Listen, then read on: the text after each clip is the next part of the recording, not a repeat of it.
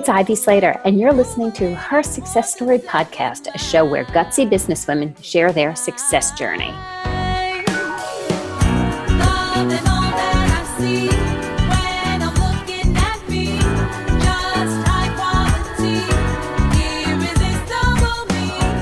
Hi, it's Ivy Slater.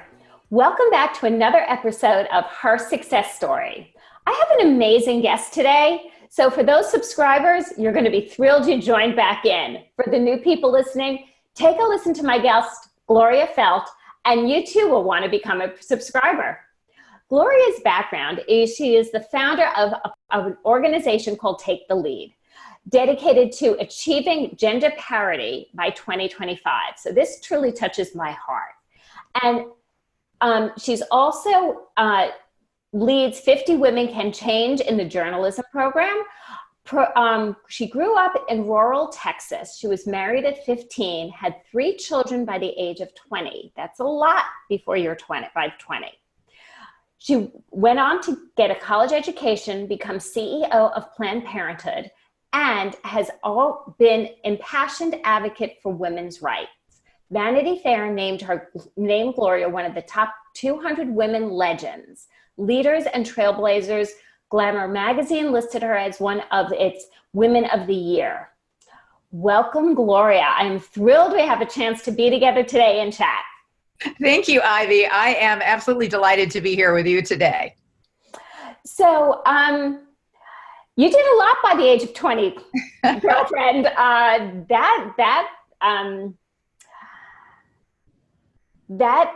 I know we're both chatting from New York City today, and that's not necessarily, that's rural Texas background. So share a little bit about, where your background came from, and then how you went on to get a college education and truly become a businesswoman. Well, thank you, Ivy. It has been quite a long road from Stamford, Texas to New York. I will definitely warrant you that. And a good one with a few bumps along the way. If anybody has seen The Last Picture Show, anyone who's listening, or you will have seen sort of a documentary of my teenage life. I was Sybil Shepherd, but with dark hair in a dying West Texas town where really girls weren't given any aspirations for a career. What you were there to do was to support everyone else. You were to marry young, you were to have children, and I bought what the culture was telling me, hook, line, and sinker, because what does a teenage girl want more than anything? To fit in, to be like everybody else. And I had started to school young, so I was actually ahead of my class, and maybe not as young as it sounded like I was in how I was, where I was in my life. But I could have not understood for 1 minute how young I really was, and how immature, and how much the sort of mythology around living behind the picket fence was in fact a mythology. And after my third child was born, I was 20, as you mentioned, and it was like a light bulb went off in my head. Part of it, I think, was maturity. Part of it was realizing that, oh my goodness, I have 3 children. And although I was married, I did realize that if I ever had to support them on my own, I had no employable skills whatsoever. And that really motivated me to start to college and to start trying to figure out what I wanted to do with my life, in addition to being a mom and wife. And so I did. I started to the community college at 20, and it took me 12 years to finish, but I finally did. And in the middle of that, I also finished it, which is a huge congratulations. Thank you. While raising kids, working moms, women who are, balancing this all the balls in the air, which we've both done, for you to say, okay, well, it might take 12 years, and I did it. And so huge congratulations to that. Letting go of the timeline. Sometimes timelines have to be extended a little bit. That's very perceptive, Ivy. That's really true. And I was highly motivated, but there was no senior level university where I was living. By that time, I was in Odessa, Texas. So Friday Night Lights is the next documentary of my of the next part of my life. We'll just call you a network. Yeah, that's right. Yeah, this Friday Night Lights, where my kids all graduated from Permian High School, and it's a really true story. So I got involved in community service work. Actually, that was the first thing I did before I was even able to get a job. I was able to start volunteering for some things, and I was offered a job teaching Head Start as a consequence of some volunteer work that I had done. And that really changed my life. It was not only the first full-time job I had, but more importantly, it was the first time I had a mentor who, although I didn't realize she was a mentor, pushed me and kept giving me assignments that were things I would have never imagined I could do. So all of a sudden somebody stepped into your life that saw your potential and kept raising the bar and asking you to join her there. Exactly. She saw more in me than I saw in myself. Love it. And those people are so amazing when they come into our lives, and they're in all of our lives. It's a matter of us recognizing it. Exactly. And I try to proactively do the same thing now because, people talk a lot about mentorship now. It's kind of the in thing, but mentors come in all shapes and sizes. I mean, this woman was not, she was somebody, she was a crusty retired journalist and really crabby, and a lot of people couldn't even get along with her. And I just found that I grew my capability muscles by being asked to do things that were beyond what I had seen myself as being able to do. And often people have so much more capability than they even realize. And I think we can do that for each next person that we meet. So this, what you're sharing is such a foundation of the work that you are doing today. So the work you're doing today seems to be, and I want you to share about that a little bit, but this is a culmination of what your life has been and helping you raise yourself, right, as a businesswoman, as a woman leader, and seeing, even when our mentors, and I had a couple of crabby ones myself, are a bit crabby, when they ask you to join them and just keep coming up and coming up and coming up, and you somehow, being raw, you put those big girl panties on, and every day you show up a little bit bigger and that little bit bigger. Right. Because you don't see where you're going, but they see where you're going. They see it, or at least they see that you have the potential to go somewhere. For me, as I got involved in volunteer work in the community, one of the things that I threw myself into quite avidly was the civil rights movement.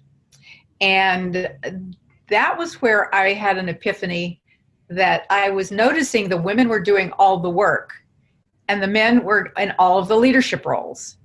And I just had this, if there are civil rights, well, women must have them too. And so it really and truly, I actually learned about Sojourner Truth at that time, the history of Sojourner Truth, who had been born a slave and ultimately became a leading women's rights advocate, a leading abolitionist, a Methodist minister, was arrested for trying to vote in her 90s, I think, or 80s or 90s. And I realized that even, it doesn't matter where you start from. What matters is that you start. What matters is that you start putting one foot in front of the other. And what I also learned from that was that even when we think we don't have power, we do have power. We have the power to do something, to make something better for ourselves, our families, or someone else. And so from that, really, it's that got me involved in looking at what I needed to do with the rest of my life to help make sure that women would have not just civil rights, but equal rights, an equal place in the world, an equal place at life's table, to be able to share in all of the good things in life that we had pretty much, at that point, I couldn't even get credit on my own, with my own name. I had to have a man co-signing for me. Right. And we're going back to when I opened my first business account, and I didn't have a male partner in this company. In my early years when I was a partner, I was the only woman partner. So there was always a guy's name on that check. And that first year that I went out, and it was my own American Express card, right? My own name on the checking account. It's a different thing, isn't it? It's a big deal. And it was a big deal in these time frames for women to start taking and owning our place, right, and sitting down at with those bankers without a guy sitting next to us. That's absolutely right. And I have been so fortunate to make my life's passion for women's equality into my life's work. And not many people are able to say that. It has been a great honor and a privilege. And 5 years ago, when I co-founded Take the Lead, I realized that this is really the legacy that I want to have. This is the legacy. I want my legacy to be that women are equally in leadership roles in every single sector. Because I discovered about 10 years ago, when I was writing my last book that I wrote, which is called No Excuses, 9 Ways Women Can Change How We Think About Power, I realized that women had been stuck at under 20% of the top leadership positions, literally in every sector. I mean, even in nonprofits, the larger the nonprofit, the more likely it is to be run by a man. And although women are 75% of the employees of nonprofits and almost 90% of the volunteers. So there's just, we've opened doors, we've changed laws, but there's still a lot of inequality. And that's what I want to do with the rest of my life. So I love what you're saying, Gloria, because one of my strongest things that I say is numbers tell us a story. Okay. And when we look at those numbers, under 20% in leadership, women in nonprofits make up 90% of the workforce. What'd you say, 70 some odd percent? 70% of the employees, 90% of the volunteers. And the pay disparity in nonprofits is exactly the same as it is in corporate America. It's the same 20%. It's up to women to say no more, because the more we start saying, this is unacceptable, and the more we educate, which is, I love that you're doing this, the more we raise the education out there and we get the word out, that's where change happens. And by women speaking up, by not accepting. Absolutely. And the first thing is, you're so right, the numbers do tell the story. And very often, unless we know the numbers, we don't realize even that there is a disparity. Mm-hmm. And that's the importance of doing things like Equal Pay Day. So it elevates people's knowledge of the fact that there is this disparity.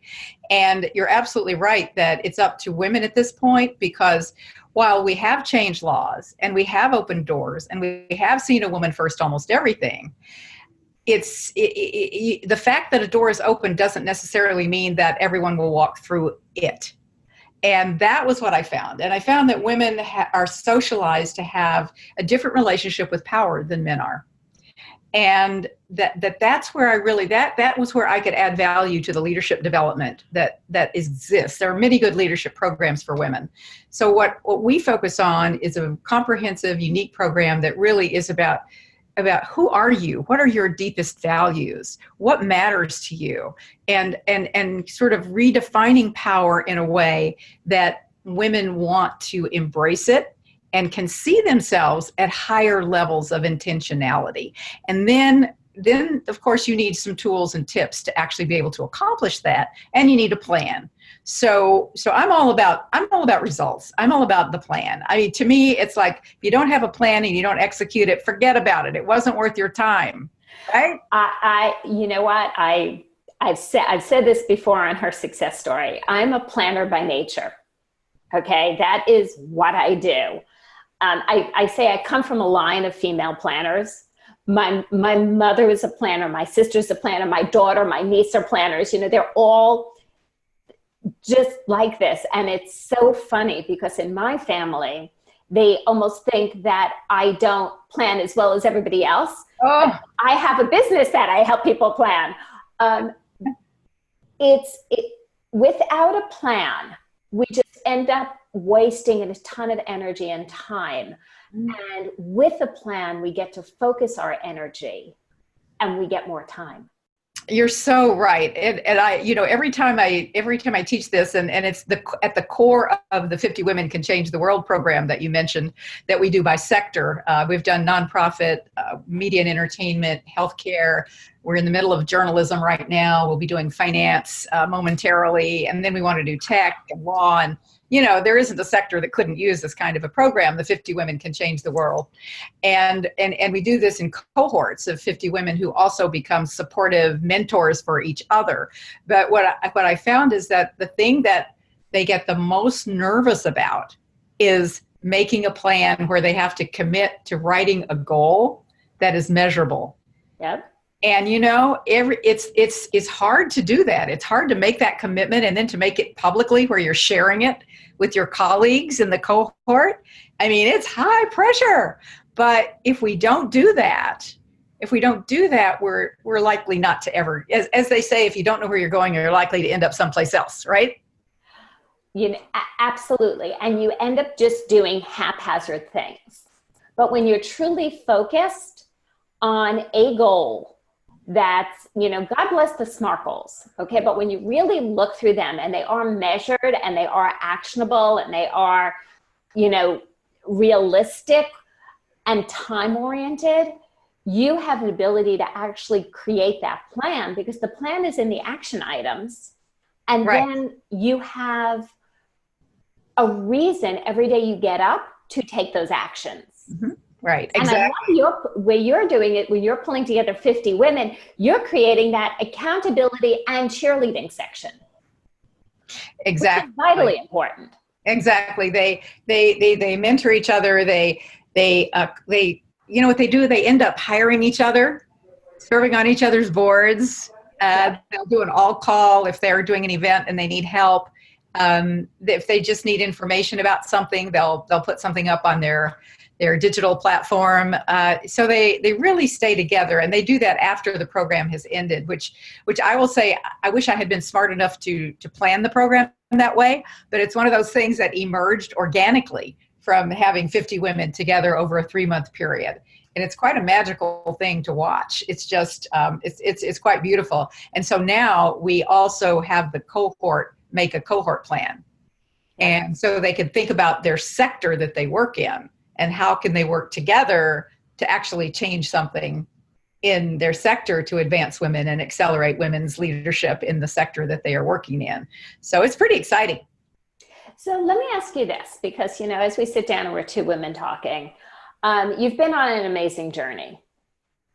And it always sounds like so fabulous to all the listeners. Mm-hmm. Let's be real for a second. What are some of the challenges that you have faced? And raising 3 kids at that age is a challenge in and of itself. Bringing yourself from your background to the lifestyle you've created for yourself today is a process. What is some of these challenges and how have you navigated it? I would say that the first really big challenge I had to navigate was getting some old ideas out of my head and being able to free myself to believe that it was acceptable even for me to have a life of my own. I mean, I was so into thinking that that my job was to serve everyone else, and I that's not necessarily a bad thing, but as they say, you can't drink from an empty cup, and you can't give somebody else water from an empty cup. If you don't feed yourself, if you're not a persona yourself, you can't even give to your family. And that was one of the hardest lessons for me to learn. It was just, that was very hard. So that was the very early part of my life. I would say one of the most shocking lessons that I learned was after I had run a national organization, a very large, complicated national organization, Planned Parenthood. I even after that, and people would say, oh, you've done all these amazing things, you've met all these powerful people. All of that was true.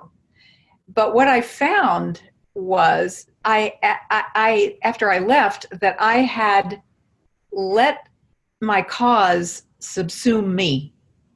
I had lost myself again. I didn't know who I was. I was like a bowl of jelly. I literally had to rethink myself. And just about the time I thought I took on a project that was really fun. I wrote a book with the actress Kathleen Turner about her life. I love it. I love her. She and I are such good partners. We never even had a contract between the two of us. Never an issue. But the publisher with whom I was supposed to have an equal place as Kathleen, I had brought her to the table. I was too dumb to realize this. We went for our publicity meeting before the book was released, and the publicist literally turned his back to me and looked only at her. And that was the moment I realized, Gloria, you've done it again.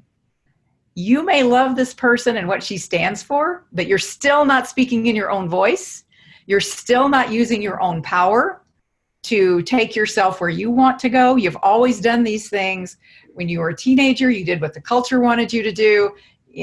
Through your career, you've subsumed yourself to a cause that you believed in. Now you've subsumed yourself to a project that may have been with somebody you really liked, but who are you? Who are you? What's your voice? What's your message? What are you supposed to do in this world? Go do it. So that was hard to realize. That was really hard. I tell you, it was almost like not a breakdown, but it was a terrible comeuppance. It took me a while to just face it emotionally, that I had been giving my power away all these years, and I needed to embrace my own power to go where I wanted to go. How do you start doing that? Like, what are some of the things? Because I think it's so likely, okay, that we grow up as women to take care of, to give. And I think women by nature are givers. And there's nothing wrong with this, by the way. This is not a criticism. This is not, we have to change that. I think it's a beautiful thing that we come from a place of heart and giving. Absolutely. And, right?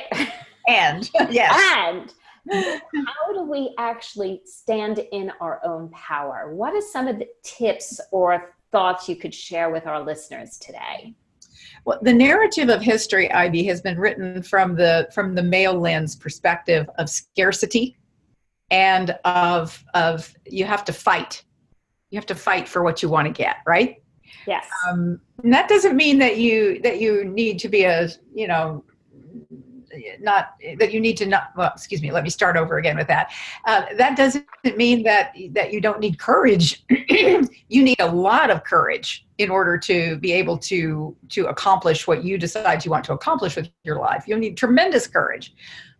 But what I do, and the tip that I give to women, is to think about power, understand, just redefine it, change the paradigm from the old, outdated power over idea, like power is I can make you do something, to the idea of power as the power to innovate, to create, to make life better for yourself, your family, your kids, the world. And all of a sudden, I will see, when we talk about this, I'll see women's faces relax and masks fall off. And then we go on to talk about how there is no such thing as a finite pie of the things that really matter in this world. There's no finite pie of innovation. There's no finite pie of human intelligence. There's no finite pie of love, right? So we can always make more pies, and women are great at making more pies. So once we can redefine power in that way, I would say that's the biggest and most profound tip I would give to women today, is just start rethinking it. We've been living in a world that has been pretty much created by men. The institutions of our society have been created by men for men who had women at home doing the work of the kids and the household. And it's our turn. It's our turn, ladies. We can just redefine this whole thing. And then once we do that, I truly believe the world will be a healthier, happier place for men and women. And I think that is the greatest message, is as we redefine this, as women take more charge of their own destiny, as opposed to being handed to them, it will be a better place for men and women. it's not just changing it for women, it's changing it for the world and everybody in it. And that's the long-term goal. I was interviewing somebody a few months ago, Gretchen Carlson, on her success story. And we ended up having this discussion that our children, right? So her children are younger than mine. My children are grown, out of the house, both working. I see the greatest life coming, the greatest business life and family life coming from the generations coming up now, because they see each other. They've been modeled by many, many more women who are working and successful, who do a lot of things. And so their perspective, and I think it's the boys coming up now, our teens, our younger ones, our 20-year-olds, who coming from moms who've been out there who are doing so much, who say they're my equal, women and men are equal, because they were brought up that way. They were brought up with moms who are movers and shakers. Absolutely. They grew up with moms like you and me. And they learned how to do their own wash and cooking and all of that, right? So absolutely. In all seriousness, I think you're absolutely right. And I have great hope for the upcoming generation as well. I feel that they value, and not just gender diversity, but all kinds of diversity in a way that previous generations haven't. And that's just it's fantastic, and it will definitely add to their success as human beings. And I think we know that diversity of all kinds, including gender and ethnicity, all kinds of diversity adds to the bottom line of businesses, that companies that have more women in leadership and have more diverse people around the table make more money. So now we have a business case. It's not just the right thing to do. We also have a business case, and man, that's powerful. Bottom line profits, when you're talking bottom line profitability and you have an impact on that, that's where shifts are, because that's where you get everybody on board. Exactly. Yeah, that's share how our listeners can know more about you and be in touch with you, Gloria. Absolutely. Take the Lead's website is taketheleadwomen.com, taketheleadwomen.com. And don't panic, people. It's in the show notes. It's accessible. Right. I also have a personal website, gloriafeldt.com. So I'm easily findable if you're trying to get in touch with me. And our social handles for Take the Lead are they will either be Take the Lead Women or Take Lead Women. On Twitter, it's at Take Lead Women, because you can't have more digits. So, but other places it will be Take the Lead Women. And personally, all of my social media handles are Gloria Feldt, because if I did anything else, I'd never remember what I had called myself. So you can always find me at Gloria Feldt. The only thing you need to remember is that Feldt is spelled Feldt, which sometimes trips people up. And remember, everything's in the show notes. Reach out to Gloria, say hello. Gloria, thank you for the work you do. Thank you for being the woman you are and being the leader you are. Thank you, Ivy. Thank you so much for having me. It's been a deep honor and pleasure. And listeners, if you enjoyed this episode of Her Success Story, please feel free to write a review, subscribe, and let us know what else you want to hear. We have some amazing series coming up in the next few months. We'll see you next time.